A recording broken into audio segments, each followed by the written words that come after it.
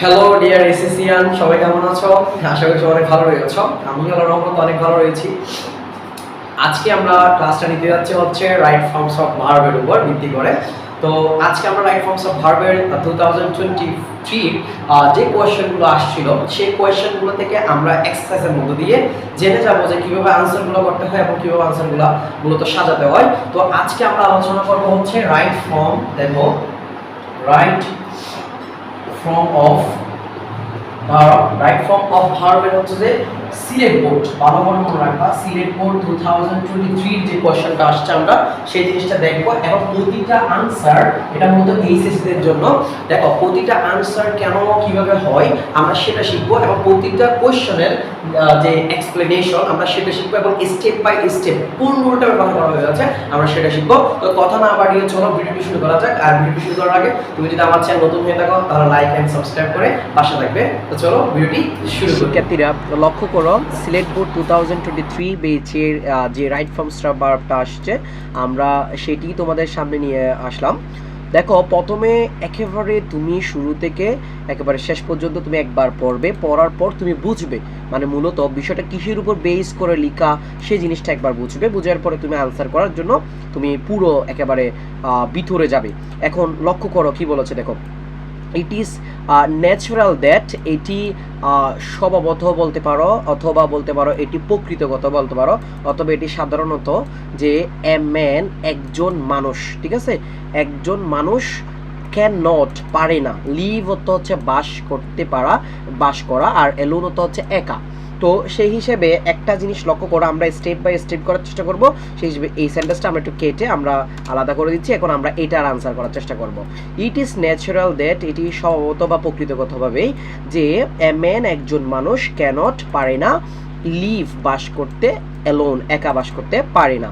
তাহলে এখানে বলা হয়েছে এই লিভ ওয়ার্ডটা মূলত কোনো ধরনের পরিবর্তন হবে কি না, মানে সঠিক ফর্মে আছে কি না, সেই হিসেবে তোমাকে সঠিক ফর্মে আছে কি নাই সেটা দেখার জন্য তোমাকে একটু আগে তাকাতে হবে। দেখো তো আগে কি রয়েছে, আগে একটা ওয়ার্ড আছে সেটা হচ্ছে ক্যানট, দেখতে পাচ্ছ তোমরা ক্যানট, একটা হচ্ছে modal verb. Okay, modal plus not থাকলে শর্টকাট এটা নোট করে রাখো, আমি লিখে দিচ্ছি।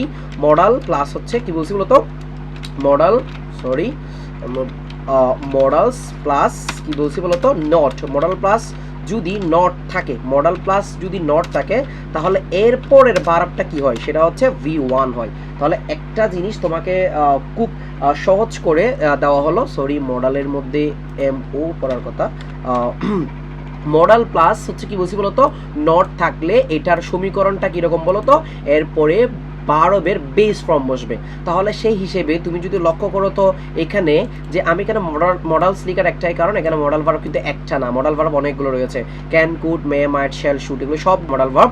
সো এই মডাল ভার্বের পরে যদি একটা নট থাকে তাহলে ওই এর পরের ভার্বটা কি হবে বলতো V1 হবে, অর্থাৎ ভার্বের বেস ফর্ম হবে। তাহলে আমাদেরকে এই লিভ যে ওয়ার্ডটা আছে না, এই লিভের কোনো পরিবর্তনটা আমরা করব না, তাই লিভ যেরকম আছে আমরা হুবহু ওইটাই কি করে ফেলবো, আমরা বসিয়ে দিব। তাহলে এখানে উত্তরটা হবে কি বলতো লিভ। ওকে, লিভ যেরকম আছে হুবহু আমরা সেটাই হবে আমাদের answer.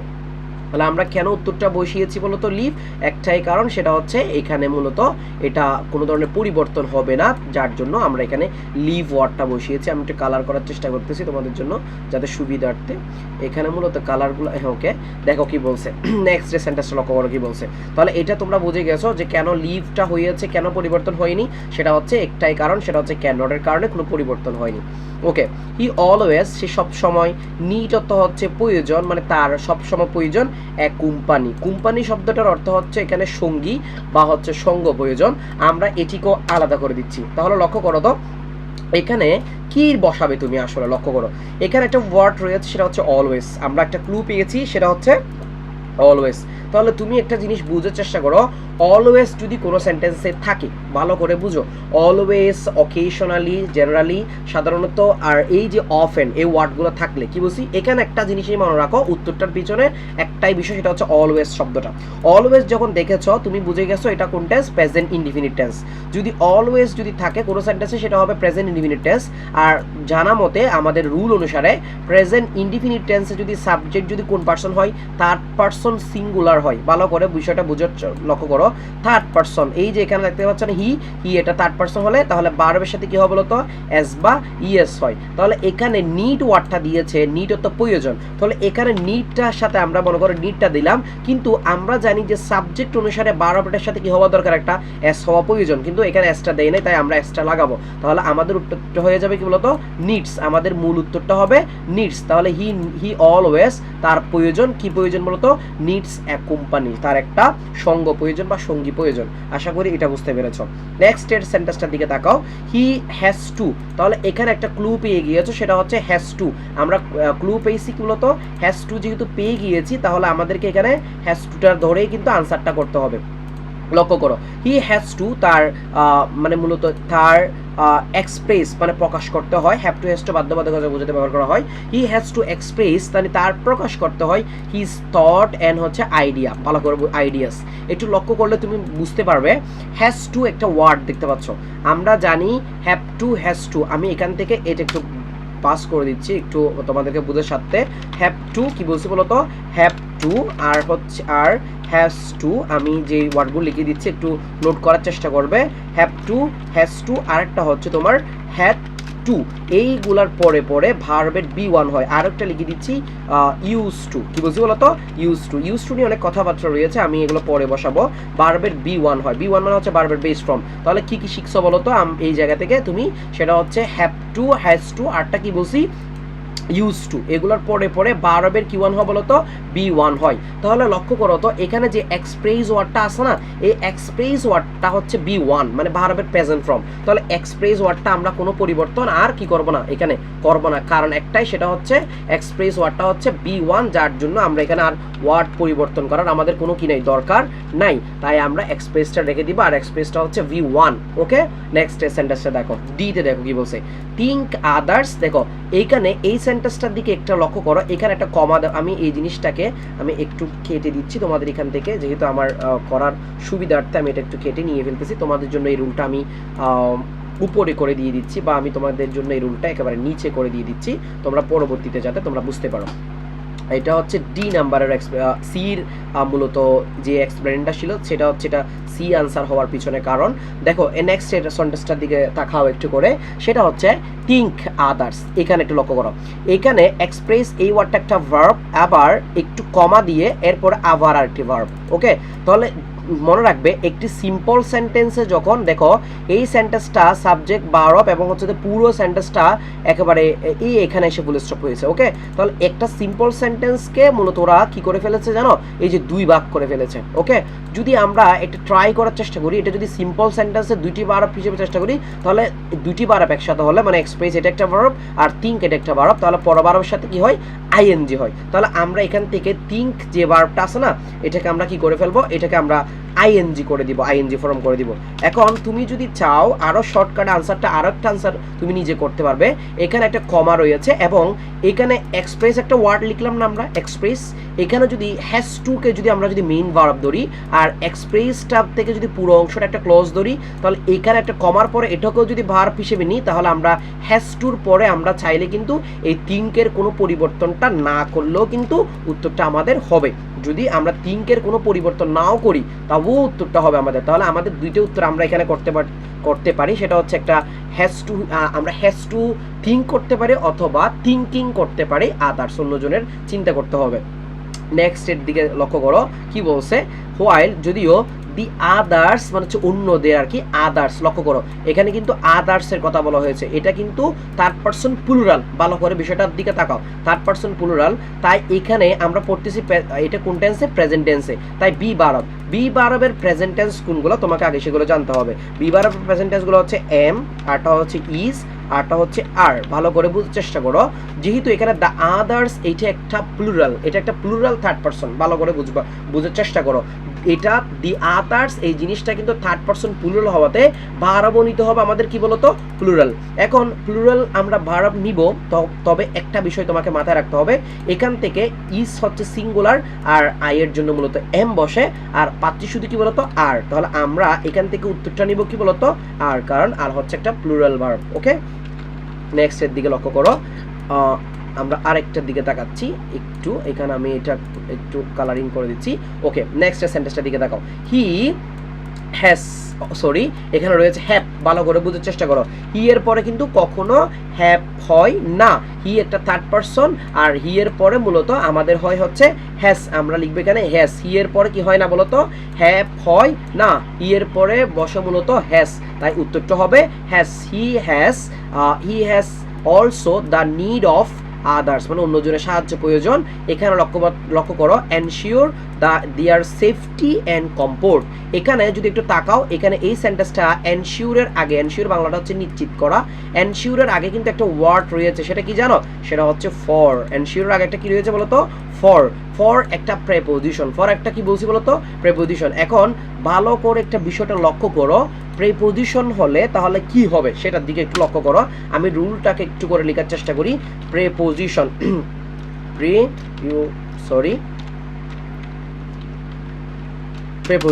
Preposition plus verb, preposition plus কি বুঝি বলতো, ভার্ব বলে। এই ভার্বের সাথে কি হয় জানো, আইএনজি হয়। এখন প্রশ্ন হচ্ছে প্রেপোজিশন কোন কোন প্রেপোজিশন, টু ছাড়া, আমি কি বুঝি বলতো, টু ছাড়া, টু ব্যতীত সকল প্রেপোজিশনের পরে মূলত ভার্বের সাথে কি হবে বলতো, আইএনজি হয়। টু ব্যতীত, মাথায় রাখবে, টু ব্যতীত সকল প্রেপোজিশনের পরে ভার্বের সাথে কি হবে, আইএনজি হবে। কয়েকটা লিখে দিচ্ছি, অফ ড্যাশ, তারপর লিখে দিচ্ছি ইন, তারপর লিখে দিচ্ছি ফর। এইগুলা তুমি মাথায় রাখবে যে ফর, আরটা হচ্ছে উইদাউট। আমি যেগুলো লিখে দিচ্ছি এগুলাই পরীক্ষায় মূলত বেসিক্যালি আসে। অফ ইন, তারপর হচ্ছে যে ফর। এইগুলা জানলে আশা করি তোমাদের আরেকটা আছে, সেটা হচ্ছে বাই। এই জিনিসগুলোর পরে, মানে এই জিনিসগুলোর পরে প্লাস হচ্ছে ভার্বের সাথে কি হবে বলতো, আইএনজি হবে। তুমি জাস্ট এতটুকু মাথায় রাখবা, ভার্বের সাথে কি হবে, আইএনজি হবে। যেহেতু এখানে ফর রয়েছে তাই ফরের পরে এনশিওর হবে না, মূলত এটা হওয়ার কথা হচ্ছে এনশিওরিং। এখন আসো এনশিওরিং বানানটার দিকে তাকাও, একটু লক্ষ্য করো তুমি। এনশিওরিং এর কিন্তু ই আছে, তাই না? আমরা যদি এরকম যদি এনশিওরিং পাই, আইএনজি করতে গেলে এখানে একটা বাওয়েল কেটে দিব আমরা, তাহলে আমরা এটার সাথে আইএনজি করে দিব, কারণ দুইটা ভাওয়েল একসাথে করা যাবে না। ফর দ্যাট এখানে আমরা কি করেছি, আমরা এনশিওরিং এর ইটা তুলে দিয়ে আইএনজি করে দিয়েছি। এখানে মূলত হবে আনসারটা এনশিওরিং, কারণ হচ্ছে ফর। ওকে, নেক্সট হলো করো, হি ইজ বন্ড। বন্ডের দিকে একটু লক্ষ্য করো। Bond dash live with others dash make an institutions and it call society. Okay, আসো এখানে একটা সেন্টেন্স এখান থেকে শুরু হয়ে একেবারে এই জায়গায় শেষ হয়েছে। তাহলে একটু তাকাও কি বলছে, দেখো, হি ইজ, সে, এখানে বন্ডটা হচ্ছে আবদ্ধ। এখানে মূলত বন্ড এটা অ্যাডজেক্টিভ, এটা একটা কি বলছি বলতো, অ্যাডজেক্টিভ। তাহলে যদি অ্যাডজেক্টিভ হয় তাহলে তোমাকে একটু বুঝতে হবে বন্ডের পরে পরে, ভালো করে মনে রাখবা, বন্ডের পরে পরে ইনফিনিটিভ হয়। ইনফিনিটিভ জিনিসটা কি সেটা তোমাকে বুঝতে হবে। ইনফিনিটিভ শব্দটা দ্বারা বোঝায় 2 + B1, ভালো করে মনে রাখবা।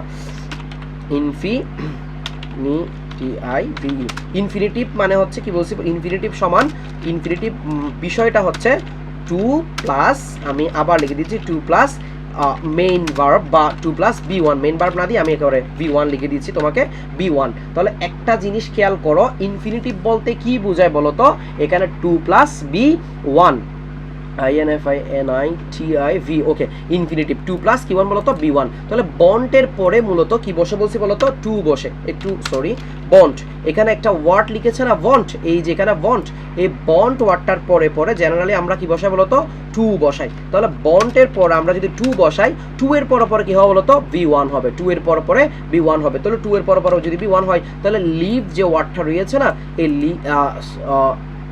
লিভের কোনো কি হবে না বলতো, পরিবর্তন হবে না। তাহলে আনসারটা দাঁড়াবে কি বলতো, এখানে বন্ড আছে তাহলে টু লিভ ওয়ার্ডটাই হবে উত্তর। এখানে আমরা লিখবো টু লিভ। ওকে, আশা করি বুঝতে পেরেছি বিষয়টা। নেক্সট সেন্টেন্সটার দিকে তাকাও, to live with others make হচ্ছে অ্যান ইনস্টিটিউশন। ওকে, তাকাও একটু লক্ষ্য করো কি বলছে। এখানে লিভ একটা ভার্ব আর এখানে একটা ভার্ব। কয়টা ভার্ব হয়েছে বলো তাহলে, 2টা ভার্ব। তাহলে একটি যদি সিম্পল সেন্টেন্সে, এখান থেকে এতটুকু দেখো, এটি সিম্পল সেন্টেন্সে পরপর যদি কয়টা ভার্ব বলো তো, 2টি ভার্ব। একটি সিম্পল সেন্টেন্সে পরপর কয়টি ভার্ব, 2টি ভার্ব থাকলে পরের ভার্বের সাথে আইএনজি হবে। তাহলে এখানে লক্ষ্য করো, মেক ওয়ার্ডটা হয়ে যাবে আমাদের বলতো মেকিং। কেন মেকিং হবে, কারণ একটি সিম্পল সেন্টেন্সে পরপর যদি 2টি ভার্ব আসে তাহলে পরের ভার্বের সাথে আইএনজি হয়। অ্যান ইনস্টিটিউশনস অ্যান্ড ইট, এটি কল সোসাইটি, এটিকে ডাকা হয় মূলত সোসাইটি। তাহলে এখন সমাজ বলা হয় এটিকে। এখন লক্ষ্য করো তো ইট কল, আচ্ছা লক্ষ্য করো কল যদি ওয়ার্ডটা থাকে, জেনারেলি আমি শর্টকাট বলে দিচ্ছি, কল ওয়ার্ডটা থাকলেই বুঝে নেবে এটা একটা পেসিভ ভয়েস। কি ভয়েস বলো তো? Passive voice. আর পেসিভ ভয়েসের গঠনটার দিকে যদি একটু লক্ষ্য করো, পেসিভ, আমি একেবারে পেসিভের গঠনটা লিখে দিচ্ছি। পেসিভ, সরি আমার টাইপিং মিস্টেকটা আসলে।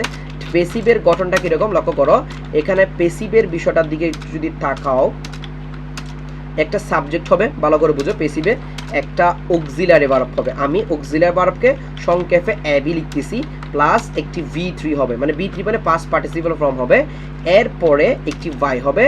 দেখো ইন্টারমিডিয়েটে বাইটা থাকে না, এরপরে একটা অবজেক্ট হবে। ওকে, এটা হচ্ছে পেসিভ ভয়েসের মূলত গঠন প্রণালী। তাহলে আমরা পেসিভের যেহেতু গঠন বুঝেছি, তাহলে একটু লক্ষ্য করো তো, এখানে ইট এটা হচ্ছে সাবজেক্ট। ওকে, আমরা ইট এটা কি করলাম, আমরা নিলাম এখান থেকে। ওকে, ইট, আমরা ইট নেওয়ার পরে আমি একেবারে ডাইরেক্টলি তোমাদেরকে দেখানোর চেষ্টা করতেছি, যেহেতু ইট এটা সাবজেক্ট হিসেবে আমরা নিলাম, তাহলে ইটের পরে আমাদের লাগবে একটা অক্সিলারি ভার্ব, ইট। তাহলে ইটের পরে কি হয়, জেনারেলি ইটের পরে কি আর হয় নাকি ইটের পরে ইস হয় প্রেজেন্ট টেন্সে, যেহেতু আমরা এটা প্রেজেন্ট টেন্সে করতেছি, ইটের পরে মূলত ইস হয়। তাহলে এবার কলের দিকে আসো, কলের first tense, first participle form কি মূলত কল্ড, কলের ফার্স্ট পার্টিসিপল ফর্ম হবে কল্ড, ইজ কল্ড। তাহলে পরবর্তী অংশটা যেহেতু আমাদের দেখার দরকার নাইও, দেন আমাদের অবজেক্টটা দেওয়া আছে, তো আমাদেরকে এখানে কিছু দরকার নাই, আমাদের আনসার পাচ্ছি কি বলতো, ইজ কল্ড। তাহলে আমাদের এই জায়গায় উত্তরটা হবে মূলত ইজ কল্ড। আমরা উত্তরটা লিখবো ইজ কল্ড। কেন ইজ কল্ড হয়েছে, একটাই কারণ, সেটা হচ্ছে এখানে পেসিভ আকারে বসেছে। এবার লক্ষ্য করো, সোসাইটি সমাজ, দেখো দ্য ফার্স্ট অর্গানাইজেশন, সমাজ হচ্ছে সর্বপ্রথম সংস্থা, হুইচ যেটি make by our primitive ancestors. Ancestor শব্দটার বাংলা হচ্ছে তোমার পূর্বপুরুষ, ভালো করে মনে রাখবা। আর প্রিমেটিভ শব্দটার অর্থ হচ্ছে তোমার প্রাচীন, ভালো করে মনে রাখবে, বা পূর্ব বলতে পারো, প্রাচীনকালের যে পূর্বপুরুষরা ছিল। এবার আসো কি বলছে দেখো, এখানে হুইসের আগের অংশটা আমরা আনসার করার চেষ্টা করব। সোসাইটি এটা একটা সমাজ, সমাজ এটা কোন পারসন, আমি আমরা তুমি তোমার মধ্যে নাই, যেহেতু আমরা একটা প্রেজেন্ট টেন্সে আনসার করতেছি, সেই হিসেবে আমি আমরা তুমি তোমার মধ্যে যেহেতু নাই, এটা থার্ড পারসন, আর থার্ড পারসনের জন্য প্রেজেন্ট টেন্সে কি বসে বলতো, ইজ বসে, তাই আমরা এখান থেকে কি নিব, আনসারটা ইজ নিব।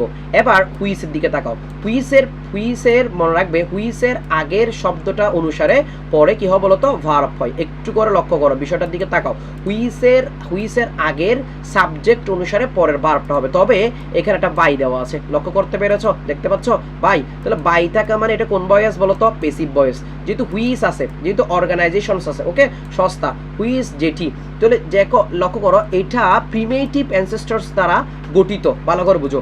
এখন এটা দ্বারা কন্টেক্সট অনুসারে এটা দ্বারা একটা পাস্ট টেন্সকে কি করে, মূলত পাস্ট টেন্সকে মূলত ইঙ্গিত করে, ভালো করে বুঝিও। এখানে অর্গানাইজেশনস, ভালো করে মনে রাখবা, যে একটু যদি অর্থ, society is the first organisation, সমাজ সর্বপ্রথম সংস্থা, হুইচ যেটি make by our primitive ancestor, যেটা হচ্ছে আমাদের পূর্বপুরুষের দ্বারা গঠিত। এখন পূর্বপুরুষ এটাকে সমাজকে আজকে গঠন করেছে নাকি অনেক আগেই গঠন করেছে, যেহেতু এটা অনেক আগেই গঠন করেছে, তাই আমাদেরকে এটা বাই দেওয়ার ফলে এটা পেসিভ হয়ে গেছে। যেহেতু আগে গঠন করেছে, তাই আমাদেরকে এখানে অক্সিলারি ভার্ব হিসেবে আমাদেরকে নিতে হবে ফার্স্টের অক্সিলারি ভার্ব। যেহেতু অর্গানাইজেশন এটা থার্ড পারসন, তাই পাস্টের জন্য পাস্টের বিভার্ব হচ্ছে ওয়াস এবং অয়ার বসে প্লুরালের জন্য, ওয়াস বসে সিঙ্গুলারের জন্য।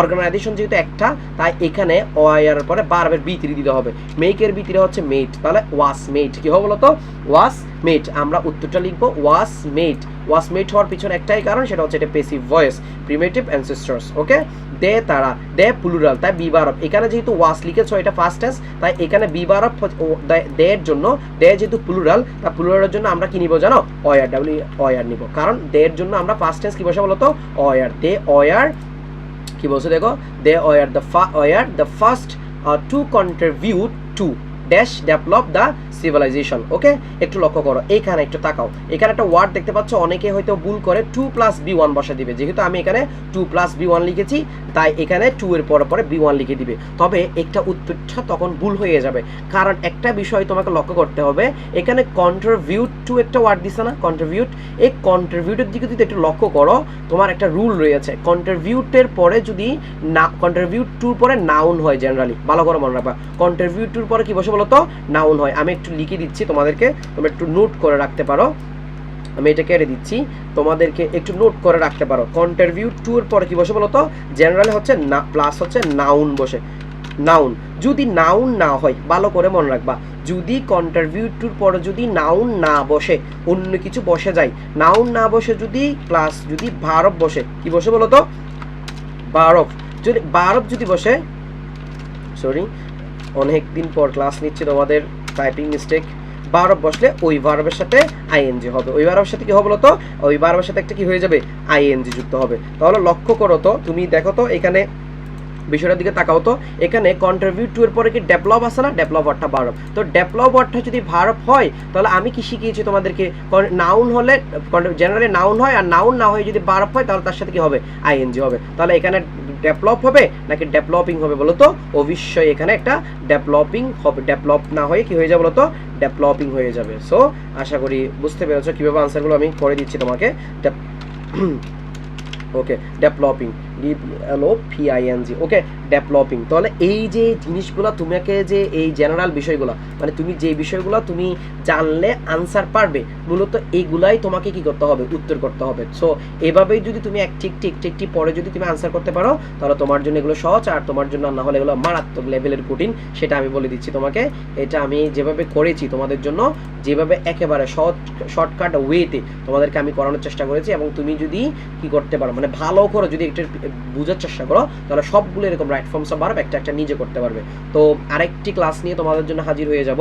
ততক্ষণ পর্যন্ত তুমি ভালো থাকবে, সুস্থ থাকবে, আর আমার চ্যানেল নতুন হয়ে থাকলে তারা লাইক অ্যান্ড সাবস্ক্রাইব করে পাশে থাকবে। টাটা, বাই বাই, আল্লাহ হাফেজ।